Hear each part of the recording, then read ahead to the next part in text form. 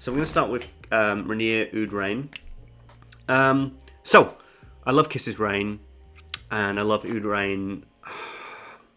I think probably second. I think, well, I don't know, it does change. Like, Kisses Rain was the fragrance that I loved from Rainier, but Oud Rain's really good as well. I think it's really, really slept on. I think it's unfairly slept on, because I think it's so unique. The unique thing about this is that it is oud, which of course is not unique, everybody knows about oud, but it's combined with this beautiful, freshly cut mango. So you're talking, with salted green mango, you get the outer shell of the mango. This is, you put the knife down, you saw that puppy up, and when you open the mango, you get the innards and the blasts of the juices and then the air and the rich, rich smells of the mango.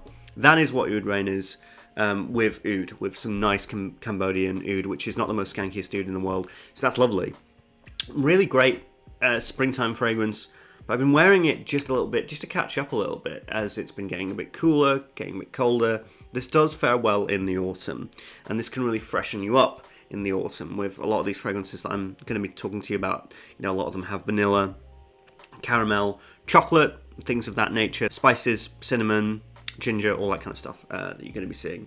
This is that nice oud that keeps everything controlled and concise, but that fresh mango is amazing. Absolutely wonderful. Reminds me of when I went to India in 2018. I got this fragrance just shortly before going to India, and I wore it in one of the...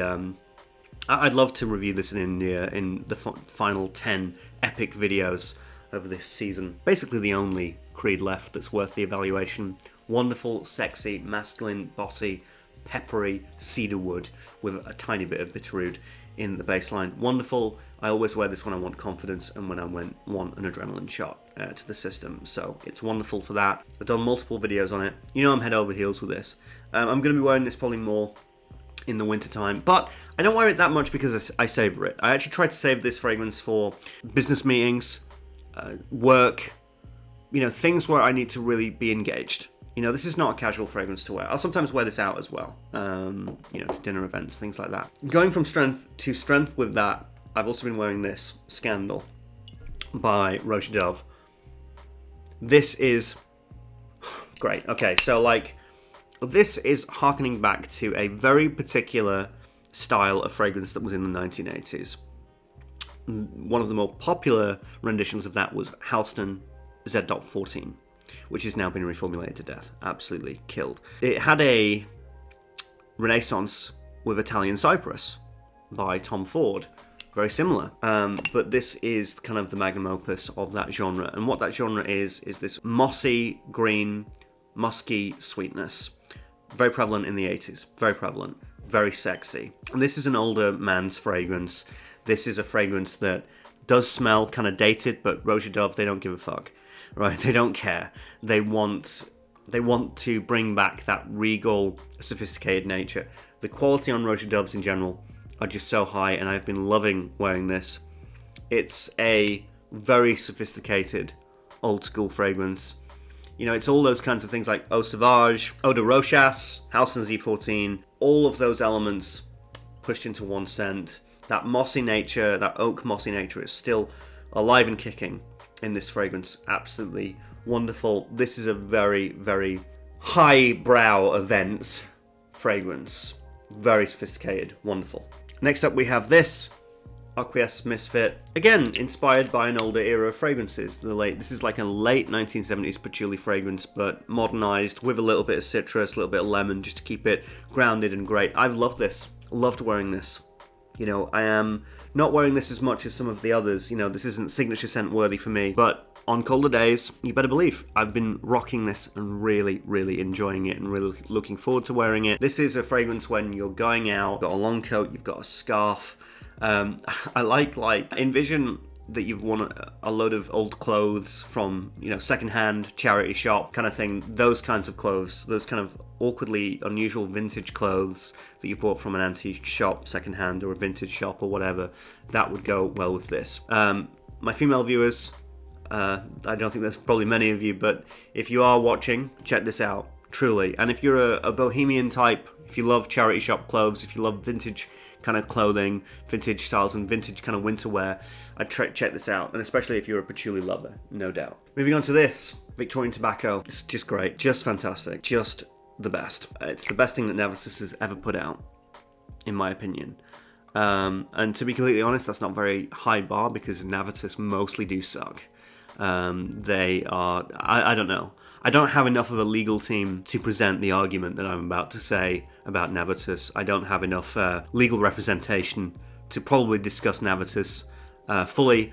But one day when I can afford a good lawyer, I'm going to make like a freaking 2-hour video about Navitus, and there will be no prisoners, I can assure you. But for right now, Navitus is great. Hey, buy Navitus, so good, such a great, legitimate brand. You should totally do that. But honestly, this is the best thing that they've done. Reminds me of chocolates at Christmas, chocolate liqueurs. That's what I get from this, always a chocolate liqueur. So chocolate on the outside, there's a liquor, or a sort of a sweet liqueur on the inside. That's what this is. Very rambunctious, very, very heavy, incredible, and yeah, I do love that fragrance. So great. You already know that that was in my 1-hour video. Next one is this, Spice Bomb Extreme. Wearing the hell out of this right now. But I could see my wearings of this dissipate because I've only got 2/3 of a 50ml left, and it's been discontinued, and I want to slow down. And I've loved wearing this. There's great memories of this fragrance. I wore this last Christmas. This was my Christmas fragrance last year. But there is a fragrance here that when I do run out of this, I'll transition to that fragrance. If you can see it, you probably know what it is. Another fragrance from that 1-hour long video is this. I have been wearing the absolute crap out of this scent, and it's only increasing. You know, I'm having 2-3 days on the trot where I'm wearing this. I think it's just so wonderful, so great. You already know my feelings about it. Caramel, vanilla, bit of toffee, great elements of sweetness. So likable, so playful, so enjoyable, so lovable. Really great stuff. And I've been wearing this a hell of a lot. I would just recommend that you check it out. There's a real following for this fragrance. There's another reviewer who I saw his TikTok where I think it was like Conor McGregor saying the king is back, and he'd rebought this, and to him this is like the king of his awesome collection.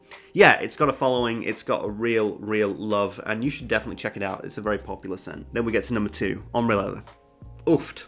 People are sick of me talking about this, right? I've been wearing this a lot. This is kind of my signature scent, but there's another fragrance on here, the final fragrance, that has been battling for this spot. But very quickly, you already know that Tom Ford traditional leather with some cleanliness, with some whooshing kind of windy effect. It is almost as if it's Tuscan leather, but chilled. It's like a chilled version of Tuscan leather. Tuscan leather extra cold. You're in a forest, and it's beautiful, and it's nighttime, or near nighttime, and there's this cold winter breeze coming through the trees, and you just get the smell of the woods and everything like that. It's that kind of breeze, but with the Tom Ford leather. Absolutely amazing. But the number 1 fragrance that I cannot stop wearing, I'm addicted to it, I'm obsessed with it, I think it's the best, just the greatest, and this is the fragrance that I'm going to say to you, you've got to try this out. If you're a Fragrance Apprentice fanboy, is that even a thing? If you're a Fragrance Apprentice follower, and you enjoy my taste, and I've given you good recommendations before, this is the fragrance you've got to get your nose on right now. Bulgari Man in Black. Wore this at Halloween, and I have been wearing this pretty much non-stop since Halloween. I love it. Just love it. Absolutely brilliant. Like I said, there is a battle going on between Bulgari Man in Black and Tom Ford Ombre Leather. I can't decide which is going to be my signature scent. I think it's Ombre Leather. I think I'm sticking with Ombre Leather. I am loving it. I am really enjoying it. But this is just so good. This is the fragrance that I cannot stop wearing, can't really stop going on about. Absolutely fantabulous, and I would highly recommend that you check it out. Right, so those are the 10 fragrances that I can't stop wearing right now for autumn-winter 2021. Hope that you enjoyed this video, hope that you got something out of it. It's always good to catch up, always good to talk to you and tell you about the fragrances that I've been wearing and non-stop right now. Anyway, if you did enjoy this, you know what to do. Like, subscribe, all that. And if you want to give a bit more, you can always donate on the PayPal. That goes towards the more exuberant on-location videos and the Aventus trilogy, which will be coming next year. Anyway, I'm the Fragrance Apprentice. Thank you so much. I will see you very soon.